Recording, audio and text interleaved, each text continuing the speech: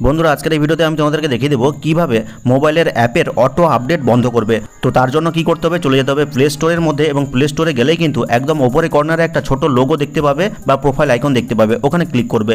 Click করলে কিন্তু অনেকগুলো অপশন পাবে। তো কিছুটা নিচের দিকে গেলে দেখো একটা অপশন রয়েছে নিচের দিকে সেটিংস নামে, তো এখানে ক্লিক করবে।